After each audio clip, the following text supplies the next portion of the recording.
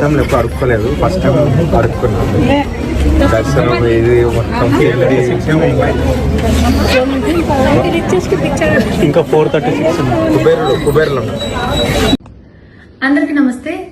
So పొద్దున్న నుంచి తిరుపతి ప్రసాదం గురించి నేను మాట్లాడిన వీడియో, నేను మాట్లాడిన మాటలు చాలా మందికి తప్పుగా అనిపిస్తున్నాయి. సో ఎక్స్ప్లెనేషన్ ఇచ్చే ముందే ఆ మాటలకు ఎవరన్నా హట్ అయి ఉంటే డెఫినెట్ గా సారీ చెప్తున్నాను. అండ్ నన్ను రెగ్యులర్ గా ఫాలో అయ్యేటోళ్లకు నాకు వెంకటేశ్వర స్వామి ఎంత ఇష్టమో తెలుసు. యూట్యూబ్ లో, ఇన్స్టాగ్రామ్ లో 3 నెలలు 4 నెలల సంది శనివారాల వ్రతాల గురించి, వాటి డీటెయిల్స్ గురించి నేను చెప్తానే ఉన్నా. అవేవి దేని గురించి ఎవరు మాట్లాడుకోలేరు. అన్ఫార్చునేట్లీ దీని గురించి మాట్లాడిండ్రు. ఏదైనా సరే తప్పు జరిగింది నా సైడ్ నుంచి. నా మాటలు తప్పుగా ఉన్నాయి తప్పితే నా ఇంటెన్షన్ అది కాదు.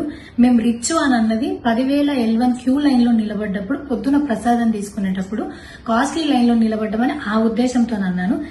ఏం జరిగినా సరే ఇప్పుడు నేను ఏది ఇచ్చినా మీకు ఎక్స్ప్లెనేషన్ లాగానే అనిపిస్తుంది తప్పితే నేను తప్పు ఒప్పుకున్నట్టు మీకు అనిపించదు. అందుకోసం నేను దాని గురించి ఎక్స్ప్లెనేషన్ కూడా ఇస్తలేను.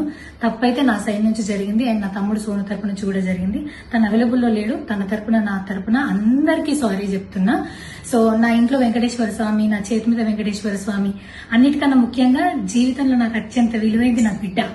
నా బిడ్డను కూడా వెంకటేశ్వర స్వామి ఇచ్చిండు. నేను ఆయన గురించి తప్పుగా ఎట్లా మాట్లాడతా? అస్సలు ఆయన గురించి తప్పుగా మాట్లాడా. ఆయన గురించే కాదు, నన్ను రెగ్యులర్ గా ఫాలో అయ్యేటోళ్లకు నేను అన్ని మతాల దేవులను మొక్కుతా, అందరి దేవులను మొక్కుతా. అందులో వెంకటేశ్వర స్వామి నా జీవితాన్ని మార్చేడు. ఈ రోజు నేను అనుభవించే ఏది కూడా ఆయన దయలేకపోతే కాదు. అట్లాంటిది ఆయన గురించి నేను ఎందుకు మాట్లాడతా?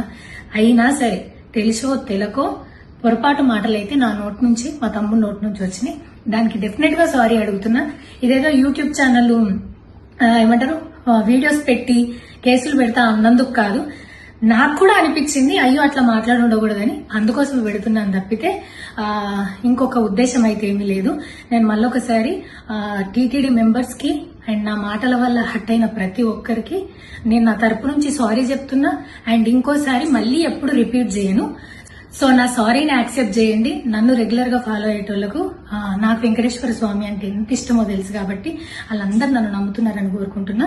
మళ్ళొకసారి ఎక్స్ప్లెనేషన్ కాదు, సారీ చెప్పినంత మాత్రాన తప్పు ఒప్పైపోతుందని కూడా కాదు. బట్ నేను చేయగలిగింది ఇది ఒక్కటే కాబట్టి మళ్ళొకసారి అందరికీ సారీ. అండ్ డెఫినెట్ గా ఐ ప్రామిస్ ఇంకోసారి ఇది రిపీట్ అవ్వదు. Thank you.